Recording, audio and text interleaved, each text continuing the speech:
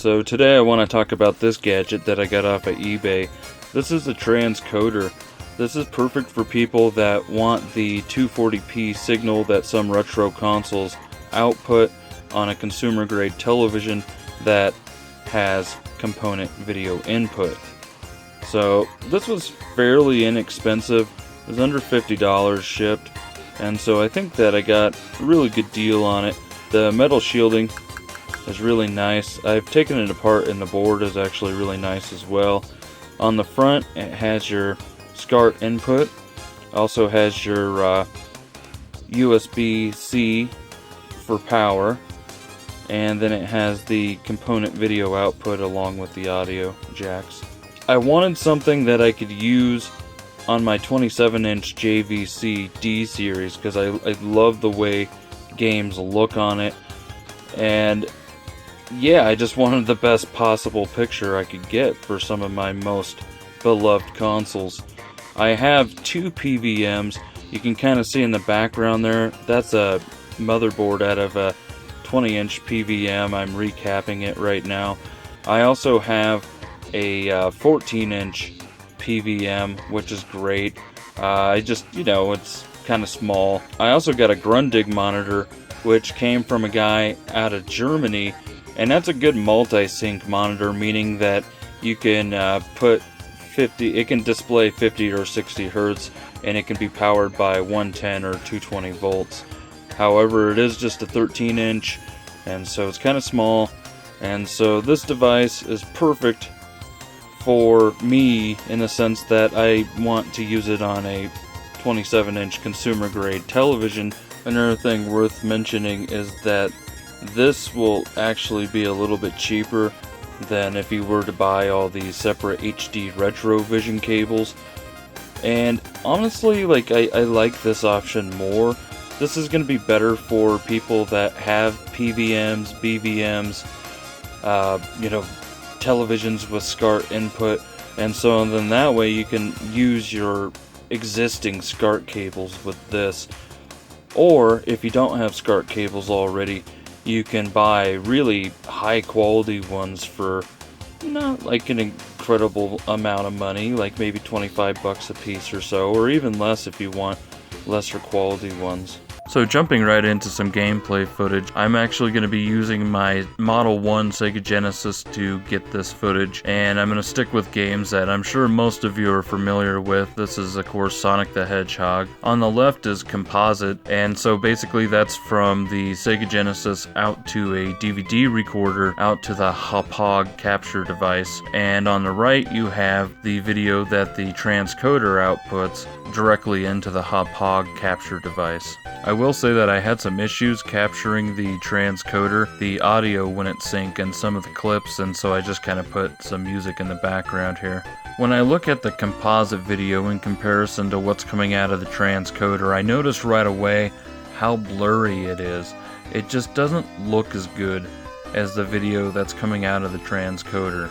Now, back in the day, I would have been perfectly happy with this composite video. For many years I actually used RF output for all my video game systems, and that was good enough for me. I didn't really have any issues with it, but once I found out that I could use composite, it just looks so much better than RF. I was really happy with it. But now when I look at this transcoder in comparison to composite, I'm just blown away by how good it looks. As far as I'm concerned, I see definite differences between the transcoder video and the composite video. I'm really liking the transcoder video. The colors are a little bit darker, it's way less fuzzy. When we zoom in on Sonic and we look at a comparison between composite and transcoder video, you can actually see the differences. Like if you look at the little Sonic icon on the lower left, on the composite section, it's really blurry, lots of artifacts there.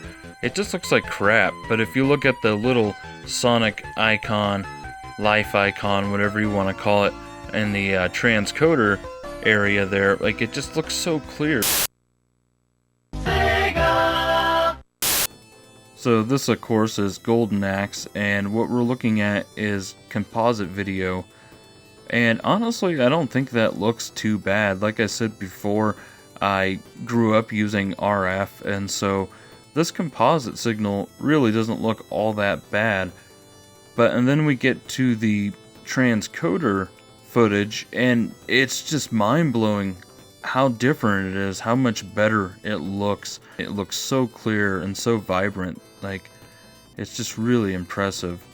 When you look at them side by side, it's just blatantly obvious that the transcoder footage looks so much better. It's a little bit darker, but look how much more detail there is. I zoomed in on this dude so you could see the comparison between composite and transcoder in a still image, and wow, just look at that. Like, look at all the artifacts, look at all the crap going on his boots and his trunks and the composite screen compared to the transcoder screen. Like, the transcoder screen looks really good. You can even see like the detail on his belt buckle and everything, which I don't even know why this dude's wearing a belt buckle.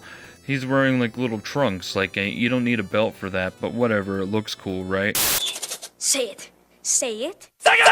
Here's another popular game that I'm sure most of you are familiar with. On the left, we still have composite. On the right, we have the transcoder video.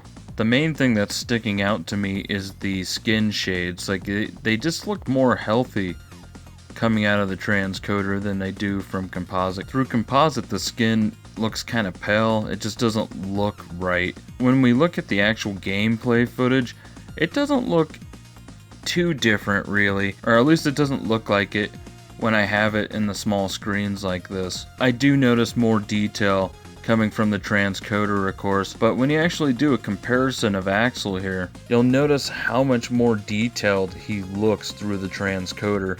Like, that just looks way better. Like, he just looks like blocky and blurry coming out of composite.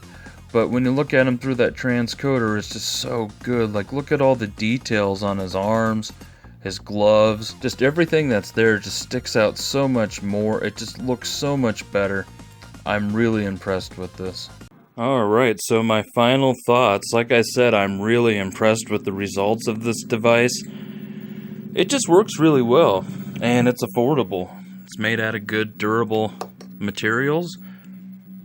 It rocks. I highly suggest it.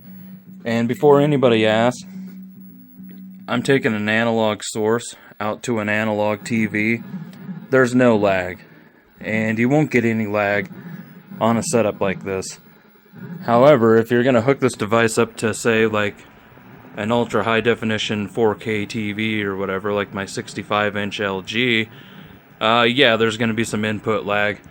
That's just how that works with processing and everything. But yeah, I really enjoy it, and I hope that you guys seriously contemplate getting one of your own. I'm not paid to say this or anything. It's not a sponsored video. It's just a product that I bought that I think is awesome. Have you played this game before? This is Crossfire, not to be confused with the board game. Crossfire, na na na na na na. Crossfire, helicopter. Yeah, two different things there. But man, the detail and how good it looks is just, this camera isn't gonna do it, you know? Like, yeah, very impressive. Anyhow, that's it for me in this video. See you next time. Crossfire, you're an army guy. Crossfire, crossfire. Jump, jump, uh-huh.